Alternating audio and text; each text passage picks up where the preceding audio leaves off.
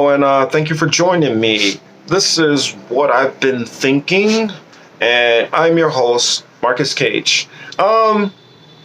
Hopefully, I won't run off at the mouth too much. I want to try to keep this one concise. The protests that have been going on, the riots, and Trump talking about Antifa and a lot of these people. All of these things are what I want to talk about with you today. Of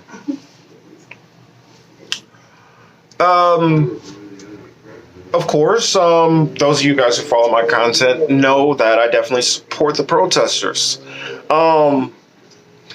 There's one thing that I want to clarify that I feel it's going on, and I feel it's an issue. I feel like we are not, I guess, communicating things very well as a whole. You have one faction of people who are saying, "Oh, well, it's Antifa and they're running the streets and they're tearing everything up and they're looting and they're doing this and they're doing that." And then you have Trump and dumbass conservatives who go with that faulty logic. Which, yes, there were looters. There's been some violence in the protest, but what I have seen is the violence from law enforcement has been far, far, far over any violence or looting that you could, assign to the protesters. Also, one thing which I've seen that a lot of Republicans love to do is they're completely conflating rioting, looting, and protesting. Now, we're going to talk about that real quick because they are not the same thing. Obviously, we know what a protest is. A protest is civil disobedience to try to get people to listen to a message that you have. There are people who are doing that. That is what the bulk of majority of the people are. I would say easily 95%. That's what they are doing. The looting. You can't have a nation where you have 42 million people who are out of work all of a sudden and think that when there's a major disturbance and police are tied up, that people are not going to try to take advantage of it. I mean, that's just what happens. Now, these Republicans' mentality that we need to bring in the National Guard and do all these other dumb, stupid crap because they're worried about property loss, that's part of the problem right there. It's the way conservatives look at things. In their mind, property is more valuable than you.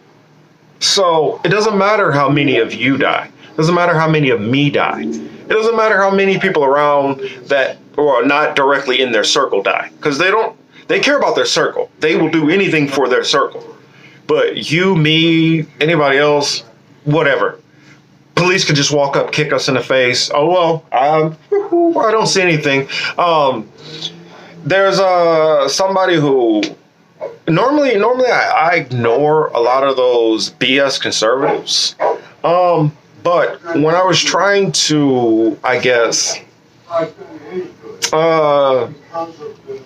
look for people who are anti-establishment on the right, not for us to agree on policy, but for us to at least get the dishonest, try to work together to get dishonest actors out, because this might not be a popular statement, but I will be over the moon to deal with the most right-wing Republican you can find than to deal with somebody who, for the most part, agrees with me, but is completely disingenuous. Because you can say all the things that sound great to my ears, but in the end of the day, you're just saying stuff. You're not actually, there's no action behind that. So if I just have this person who is going to give me a placebo argument, you're going to placebo be on my side, but not really be on my side, I would rather take the chance with this person over here, that 1% that they might be on my side, than deal with you, because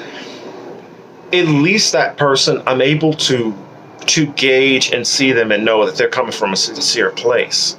You are not. You're a manipulator if you're a person who's not entirely, you know, not going to be 100% with how you feel or how you see things. I don't want anybody to just be a yes person. I mean, I'm not right all the time, definitely. But sometimes I am right.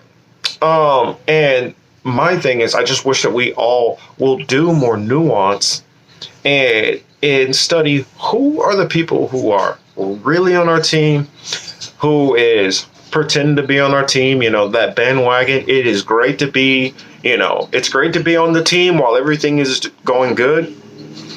And then who are going to be like the rats off a burning ship? Who are the ones who are going to leave you at the first sign of trouble?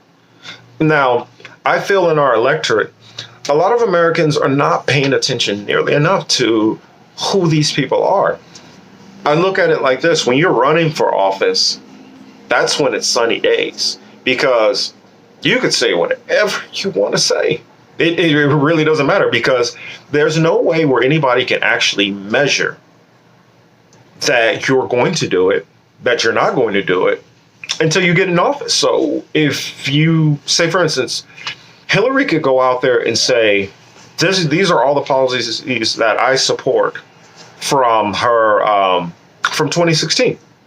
But she didn't go into office, so we have no clue what position she would have actually enacted. You get what I'm saying here? Obama, though he tried to be very vague, there were plenty of things which he'd actually said concretely that he was going to do.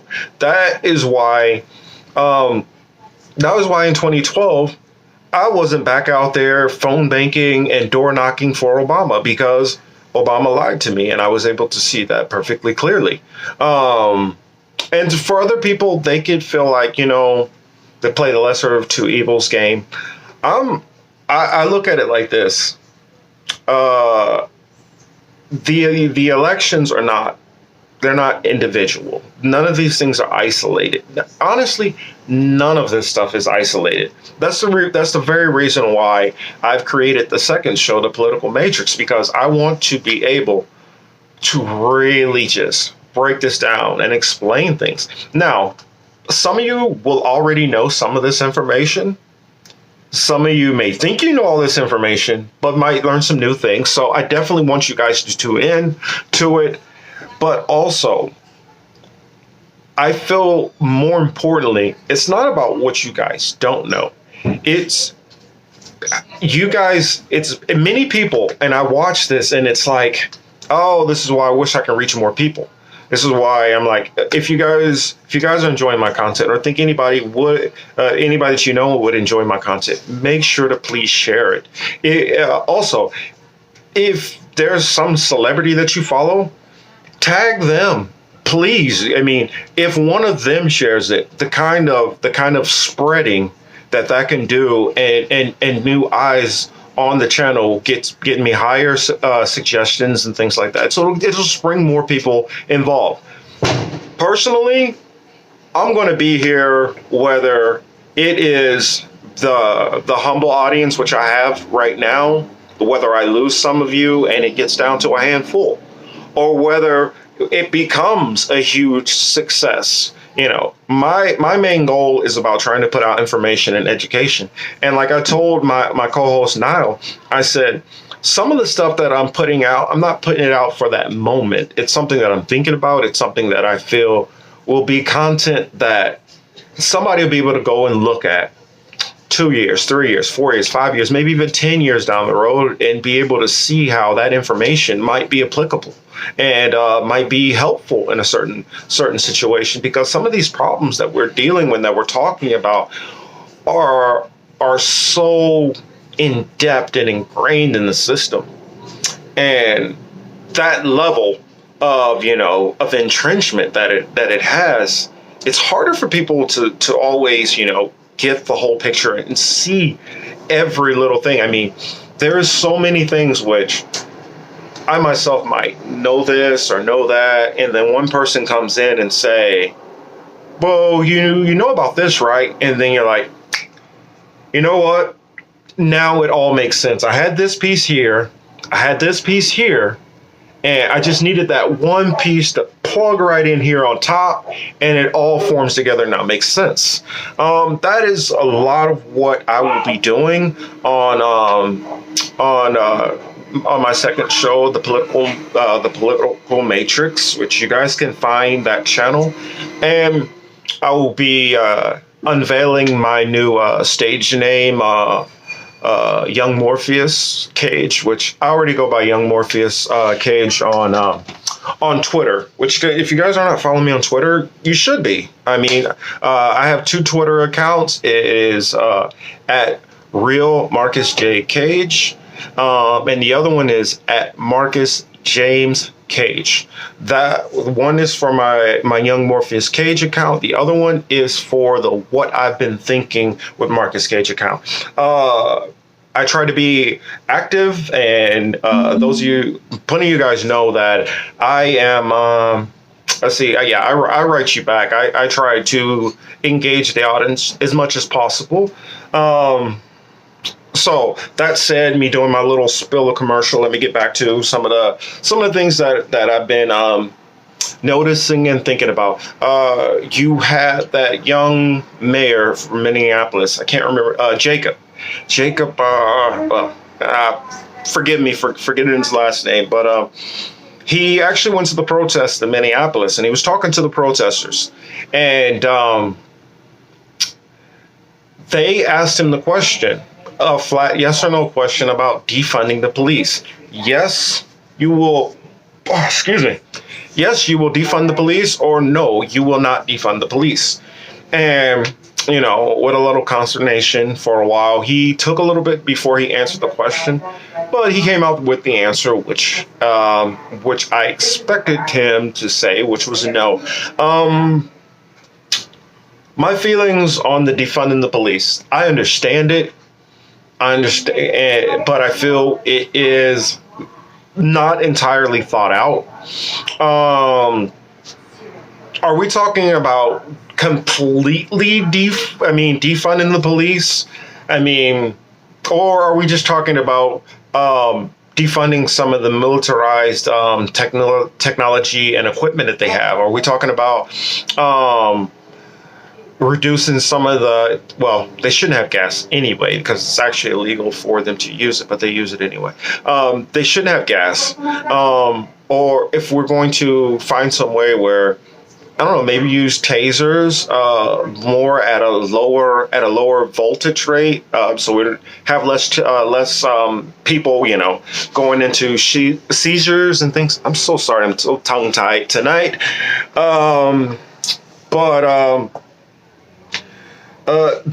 They have to look at, what's going on. Well, I honestly feel like even that's not the problem. So, he was I felt like that young mayor was kind of stuck in a catch-22. If he says no, he's going to be blasted by the protesters and looked at as a little crazy that you're going to completely defund all the police when you still have other crime that's going on. That's the reason why I'm like, it doesn't make sense to just say defund the police. What does that mean? Do you mean all the police departments? Is that just the sheriff's department? Is that police and sheriffs? Is that your local federal? So, like for California, it would be what the CBI, the California Bureau of Investigations, which would be like the CIA. Is that? Not CIA, but FBI. Are we defunding all the state cops also? Are we? I don't understand the defunding part. I grew up in bad neighborhoods, so one thing I know is just because you get rid of the police doesn't mean that it's going to be a safe neighborhood all of a sudden. There are still going to be people who are going to say, "Oh, nobody around? Okay, I'm about to start busting people over the head and taking stuff." That reality is still going to be there. I don't care so much about some little corner drug dealer. I don't care about that. I feel like that's a waste of police work. If somebody decides that they want to use a substance, they're adults. let them do whatever the hell they want to do. It's none of your business. As long as they're not harming you, why do you care? But I look at it like this. Even in a perfect society, you still are going to have rapists. You still are going to have thieves. You still are going to have murders. Now, do you want for a murderer to be able to just walk into the house, put a couple bullets in you, and there's no police to come and arrest the person? Or, I mean, I don't, that's the reason why the whole defunding the police thing, I don't know what they mean by that exactly, because that defunding the police, I don't want to live in a place with no police. I mean, that's a little crazy. Now, I feel like we should change the objective of police officers, change their objective when they're going out. Instead of officers going out looking for drug offenses, for one, the drug war, we should end that. Police officers need to stop that. If you legalize most of the stuff, it cuts the middlemen out. It cuts the cartels out anyway, and that way you can actually fight back against them. You know, versus just spending tons and tons of money. You know, tons of money and tons of lives, and not really getting anywhere. I mean, think about it. For all the top drug dealers who are around, there's always somebody to replace them. If you look at, you know, tyrants throughout the world, there's always another one that replaces them. I mean, you just trying to kill off leadership and things like that. I look at it like this. The drug war has been going on since what do we say, maybe 60s? Easily? It's been going from the 60s till now, and it's just higher amounts. It's not working. In fact, what you're doing is obviously making it worse. It's obviously increasing it. So why don't you stop fighting that battle? That's one thing. Another thing that we can do is these police stations, which have quota systems, which they'll tell you, no, they don't. But they literally have quota systems. And those quota systems say that I need to have a certain amount of traffic stops. I need to write a certain amount of tickets. I need to find a certain amount of DUIs. Well, my thing is, police officers are not corporate America. It doesn't need to be some kind of production rate. I need to see stats. I need to see numbers. You need to get this many arrests, bar none. I don't care. If the streets are safer, that's all that matters. I don't care if you're not arresting anybody. It's about safety in the streets. It's not about trying to figure out how many bodies that it is for some of them, because there are big business going on with people, you know, incarceration, judges, all these different, mothers against drug driving. There are systems set up that the moment you get in trouble, we're going to come and start taking advantage of you this way, that way, this way, that way, whatever. So, I mean, on to the whole, back on that defunding the police thing. I don't get how that works. But, I mean, I am with them. Something needs to change. I mean, maybe when they're saying defund, maybe they're saying, massively reduce their funding. Maybe that's what they mean. I guess that's all I can take it as, because, I mean, that makes sense to me, but just outright defunding the police doesn't make very much sense. Looters. A lot of these people are talking about looters. And they're like, well, what does this looting have to do with George Floyd? Honestly, the looting doesn't have anything to do with George Floyd, but it does have to do with the system still. Now, some people feel like, well, what does Target have to do with anything? You don't think that some of those people who might have busted those windows might have been in a Target and gotten racially profiled? You don't think that's a possibility? You don't think a possibility that there might be somebody who was racially profiled and lost their job and decide, fuck the system, I'm going to get something back? See, I watch these crazy conservatives And I will call one of them out by name because I actually took the time to start watching the show because I thought they were somewhat reasonable. But when I see that they get on there and they do the same as the PragerUs and the whatever, the Ben, whatever, Shapiro, fucking dumbass, whatever. I think her name is what? Dr. Karlin Poroshenko. Funny, right? Sounds like a Russian hanging out with Trump. But anyway, she's one of these people that is so worried about the protesters and the looters. And, like, shut the fuck up. You're worried about some damn looters because they burned a couple of cars in the street. Just tag a couple of things. That's minor property damage. All of these freaking places have insurance for the most part. Have insurance. They will have this shit right back. So quit fucking whining. I'm tired of you conservatives and you know what? You guys had to wear a mask and you guys bitched over wearing a fucking mask. And then you're like, well, I need to have the right to get myself sick and go outside. And you guys want to take guns for that. But then, when all this other crap is going on, you guys can't see it. You guys can't see it. Those people, they just need to be put in line. Man, all y'all need to go fuck off. All of y'all. Because you're all liars and hypocrites. Yeah, I'm talking to you.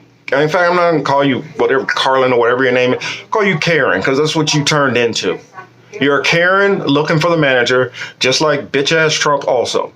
He does the same whiny crap. Oh, you see a couple of windows broken? So you think you need to get the National Guard out? Get the National Guard out. Let one of them shoot one frickin' person. And then this turns into shooting back and forth in the streets. See how fucking scared you pussies will be then. See how scared you'll be then. I look at it like this. Anybody who says that these corporations, well, they're completely innocent and benign. Damn near, well, some of these places I already know I can't even walk in there without them calling the police on me before I step through the door. So I don't feel sorry for their windows getting busted in. Don't feel sorry for anything being taken out of it. Because for one, in about a week, you won't even be able to tell. They're going to have everything back, and this is a distant memory. And you guys are worried about wanting to put bullets in people and slam them to the ground and do all that because they stole a piece of fabric that can be replaceable. I mean, I don't know. Something just off in conservatives that they value property is more important than life. Whatever. You know, sociopaths, psychopaths, whatever you people are. Anyway, when these corporations in America actually start doing their part, and what I mean is, I can't remember who said it, but they said, in America, it's not enough to just not be racist. You need to call it out. And if you're a white person and you see racism going on around you and you're not calling out, you are part of the problem. If you're any race and you see injustices going on and you're not calling out, you are part of that injustice. You are helping create that injustice. So if you're rocking with me, you guys are listening to my content and you have the same kind of thinking I do, you see something, you say something. We don't play that at all. My mindset is like, I was listening to something the other day talking about the riots in 1946.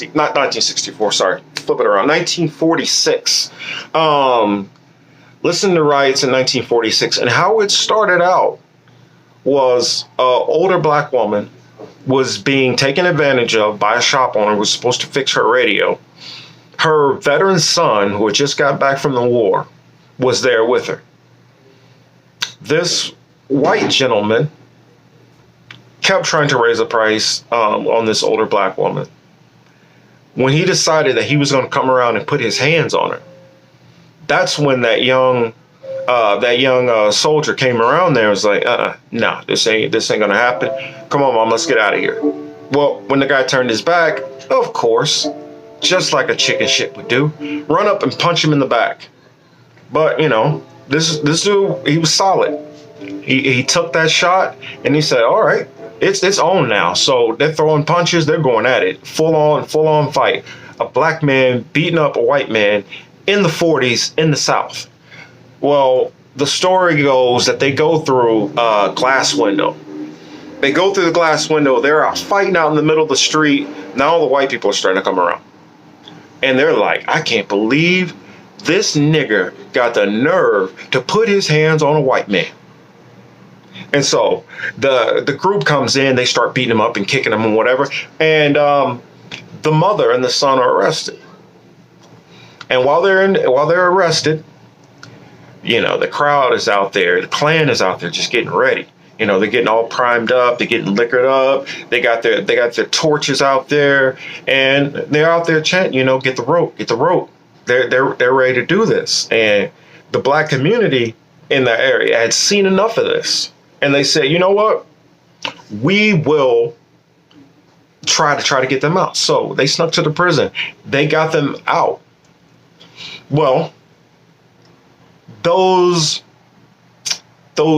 angry, that angry white lynch mob that was coming decided, okay, they're going to do that, then we're going to go to their neighborhoods and we're going to burn their shit down.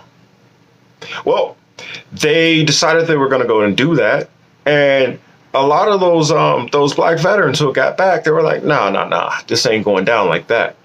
I'm ready to die for mine. I already had to go over there and fight the damn Nazis. I had to deal with the Nazis and segregation at the same damn time over there. And you think I'm about to come back to America after going through all that shit and fucking and be second class over here? No.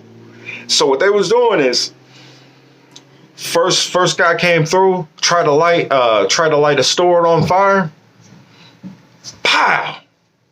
Bullet rips through, tags him, drops him, takes him down. Didn't kill him though, but they're sitting there thinking like, holy shit, this nigga just shot me. Oh, they done lost their mind. So that just infuriates the crowd more and more. So the white people are coming in and the black people are like, okay, pow, you want to come in? Pow, you want to come in? Pow. So it's going back and forth. They decide, all right, we need to bring in the National Guard and all this stuff like that. Now, long story short, I won't go into, what happened with the trial and all that because it gets really interesting. But long story short is, at some point, you have to decide what is your line. What are you willing to say that's not going to slide? What are you willing to put your foot down and say no to? That is how we affect change. Now, if we united, and right now is a beautiful time. I love it, watching all the unity. I'm not talking about the horribleness, but I'm talking about the unity. I have sat there most of my life as a black male, basically listening to society tell me I'm crazy, that I don't see what I see, that no, that's a couple of bad apples, that just happens. We literally have camera crews from like Sydney, Australia, getting the shit kicked out of them because of our cops. We literally have cops who are pushing down old men and cracking their skulls open. I mean, one photojournalist that I follow, she lost an eye. I mean, listen, law enforcement, granted, we can take this. We used to y'all doing fucked up shit to us and having to just suck it up and, okay, he won this battle. Nothing I can do about it. But I guarantee you're going to keep doing this to these white people. They ain't used to this. And y'all gonna start dropping. Watch. I'm not advocating for anybody to commit violence. But I'm telling you this as a student of history. And I'm not talking about this, I decided, I'm going to go to college and this and that. As a student of history, I mean, I literally used to read encyclopedias cover to cover. If you do not address these types of situations, it only goes one way. Now, you can be stupid as a society and think it just can't happen to us. Just like people were like 9/11. You can't hit the Twin Towers. That's impossible. Keep thinking shit's impossible, and you're going to get everything in your world reevaluated and educated real quick, fast, and in a hurry. I'm going to leave it there. I didn't mean to go this long. My topics went all over the place. I had a lot on my mind. I haven't talked to you guys in a little bit, but that is the show. That's kind of what I wanted to talk about on that topic. I will, hopefully, if I have time, try to work on another video to release. What is that? Probably Tuesday or Wednesday. I will be giving confirmations on show which I'm working on for this weekend for Juneteenth. And those of you who don't know what Juneteenth is, Juneteenth was unofficial, official. I'm not sure if it's an actual holiday or not. I know in the Black community, a lot of people celebrate it. It is basically the celebration of the end of slavery. So if you didn't know that, now you know. Every Juneteenth, go have a cookout, go have a beer, enjoy. Treat it like a actual holiday, because to most Black people, I'm talking about the real awakened. I won't say woke, because obviously that's piss poor grammar. So how woke can you be if you're not even saying it right? You're awakened, and that's what we all should be, awakened. I'll leave it at that. Thank you. Glad you guys tuned in, and make sure to subscribe